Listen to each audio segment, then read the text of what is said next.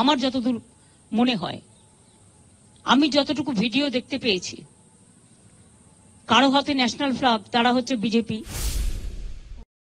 ये जो कांड किया है ना, डॉक्टर लोग बोल रहे हैं इसमें टीएमसी का कोई एमपी, उनका भतीजा इन्वॉल्व है।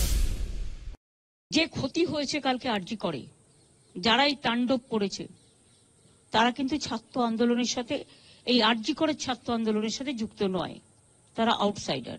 আমার যতদূর মনে হয়, আমি যতটুকু ভিডিও দেখতে পেয়েছি, কারো হাতে ন্যাশনাল ফ্ল্যাগ, তারা হচ্ছে বিজেপি, আর কারো হাতে ডিওয়াইএফ এর সাদা লাল ফ্ল্যাগ। আমার কাছে 3টে ভিডিও আছে, আমি দেখেছি। কালকে পুলিশকে যেভাবে আক্রমণ করা হয়েছে, আমাদের একজন ডিসি যিনি নিরাপত্তার জন্য ওখানে ছিলেন, আমার 2জন ওসিও ছিলেন, 1 ঘন্টা তাকে খুঁজে পাওয়া যায়নি। আনকনসিয়াস অবস্থায় তাকে উদ্ধার করা হয়।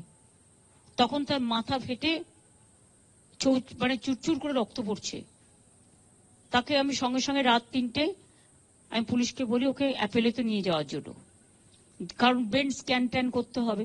আর এটা অনেক সময় মাথায় আঘাত পড়লে কোমা টোমাতে চলে যায়, সঙ্গে সঙ্গে ট্রিটমেন্টটা ঠিকমতো না হলে।